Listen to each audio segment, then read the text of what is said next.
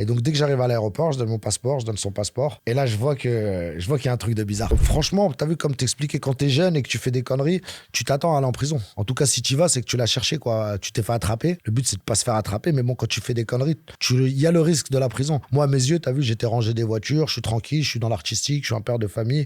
Donc, je me voyais vraiment pas retourner en prison. Et bon, déjà, dès que j'ai été condamné, moi, la juge m'a condamné à un bracelet électronique, donc pas de la prison ferme. Et ensuite, je devais faire l'aménagement de peine.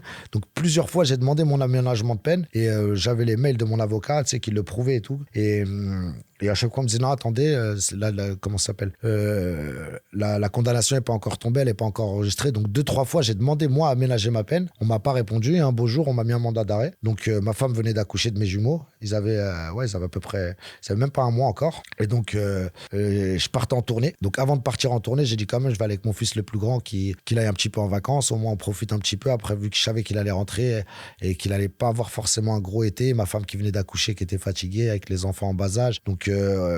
Donc j'ai voulu profiter un peu avec lui. Et donc dès que j'arrive à l'aéroport, je donne mon passeport, je donne son passeport. Et là, je vois qu'il y a un truc de bizarre. Normalement, c'est fluide. Cling, cling, bonjour, merci, allez-y, boum. Là, je vois que... Ils parlent entre eux. Ouais, tu sais, ils font un truc bizarre, ça met du temps. Oui, attendez.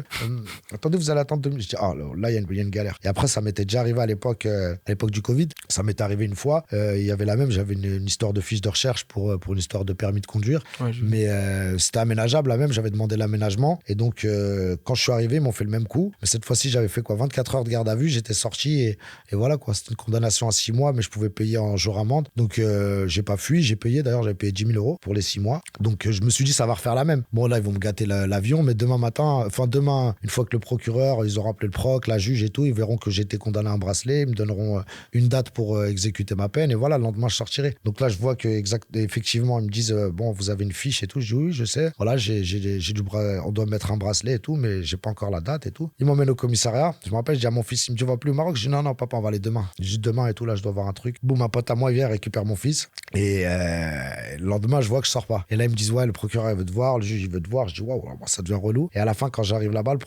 il décide de me placer en détention. Et moi je leur explique, je leur dis non mais